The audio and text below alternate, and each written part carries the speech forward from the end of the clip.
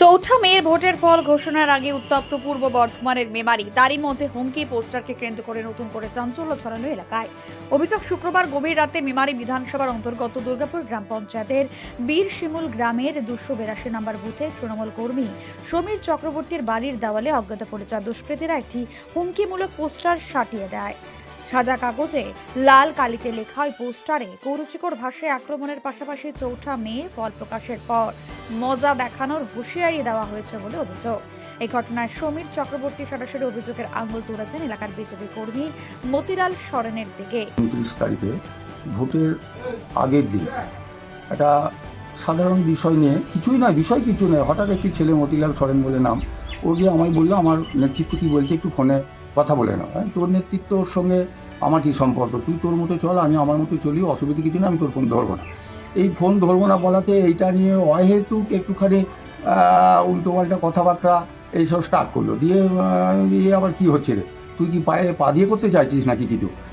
যাই হোক, আমি চুপচাপ সেঁটে গেলাম, কারণ পরিস্থিতিটা তো একটু চতুর্দিকে যেমন যেমন একটু আধটু সব শুনছি, ফেসবুকে দেখছি, সেই জন্য ওর সব দরকার নেই, তুই তোর মতো করবে যা বলে ও একটুখানি আরও উল্টোপাল্টা খারাপ ভাষা ইউজ করতে লাগলো। বললো ঠিক আছে 4 তারিখের পর তোমায় দেখে নেবো।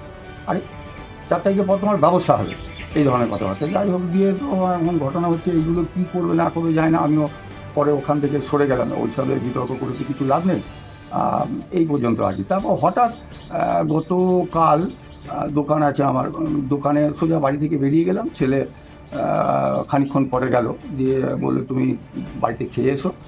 না, তুই আগে খেয়ে আসবে যা, তারপর আমি যাচ্ছি। এবার ও সোজা এসে বাড়ির মুখো হয়ে আসছে, দরজার সামনে দেখছে একটা পোস্টার লাগানো, তাতে করে একটু হুমকি দেওয়ার ব্যাপারটা রয়ে গেছে। দিয়ে তো আমিও দিয়ে বললো আমাকে এক্ষুনি তুমি চলে এসো বাড়িতে এক্ষুনি আসবো, এই কী ব্যাপার? বললো না তুমি এসো না। আরে বাবা, কী ব্যাপারটা বল, কী ব্যাপার ঘটেছে আমায় বলা যাবে না? বলে তো ও আর থাকতে পারেনি, আমি একটু দেরি করেছি, ইয়ে করবো বন্ধ করবো, তারপর তো যাবো দোকান। দিয়ে ও সোজা চলে গেল, চলে গিয়ে ছবিটা তুলে নিয়ে গেছে, নিয়ে দেখালো এই ব্যাপার বলে। আমি আবার দোকান বন্ধ করে সোজা এসে দেখলাম হ্যাঁ ঠিক তাই।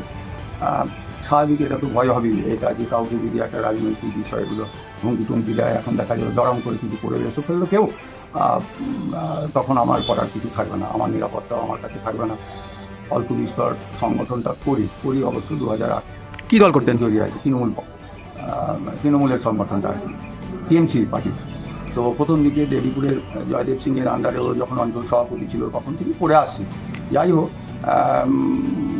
ওইভাবে টাচ আর কি, দলটাকে ভালোবাসি, উন্নয়নমূলক কাজগুলো করে তার জন্যই করা। যাই হোক, এইটা এতে হয়তো ওদের মনে কিছু ঘটেছে নাকি জানি না। আর এখানে পোস্টারটা কে দিয়েছে আমি জানি না, যেহেতু দোকানে সোজা চলে গেছি। তবে আমার মনে হয়েছে যে ভাষাগুলোতে লেখা ছিল ঠিক ওই টাইপেরই ভাষা আগের দিন ইউজ করেছে। ইতিমধ্যেই তিনি মেমারি থানায় লিখিত অভিযোগ দায়ের করেছেন। খবর পেয়ে পুলিশ ঘটনাস্থলে পৌঁছে পোস্টারটি উদ্ধার করে তদন্ত শুরু করেছে। কারা ব্যক্তি এই পোস্টার সাটালো তা খতিয়ে দেখছে পুলিশ। অন্যদিকে সমস্ত অভিযোগ অস্বীকার করেছে বিজেপি। এই ধরনের পোস্টারবাজি তো আমাদের এখানে কোনোদিন হয়নি আজ পর্যন্ত। আর আমাদের মতন বিজেপি এইখানে যে লোকাল বিজেপি কিছু করে, ছেলেপেলে আছি, আমরা আছি, সবাই এত বড় সাহস হয়নি যে তৃণমূলের উপর দিয়ে আমরা পোস্টার লাগাবো বা লাগাতে গেছি। প্রমাণও নেই, ও যদি প্রমাণ দেখাতে পারে, আমরা তো বলেছি যে প্রমাণ দেখান আপনারা কী করতে। আমি পরে শুনেছি আমাদের একটা সাংবাদিক আপনাদেরই মাধ্যমে ফোন এসেছিল, আমি বললাম যে এরকম ও নিশ্চয়ই কোনো চাল চেলেছে, এর জন্য এরকম হয়েছে। কিন্তু আমাদের মতো এইখানে বিজেপি করা ছেলেপেলে অত ক্ষমতা হয়নি যে তৃণমূলের বাড়ি গিয়ে পোস্টার লাগাবে বা কিছু করবে।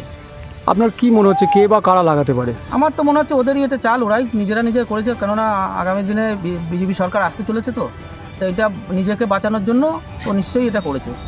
স্থানীয় বিজেপি নেতা অরুণ মজুমদারের দাবি, এই ঘটনার সঙ্গে বিজেপির কোনো যোগ নেই। তৃণমূলের অভ্যন্তরীণ গোষ্ঠীদ্বন্দ্বের ফলেই এমন ঘটনা ঘটেছে। ফল ঘোষণার আগে এই ঘটনাকে ঘিরে এলাকায় উত্তেজনা বাড়ছে।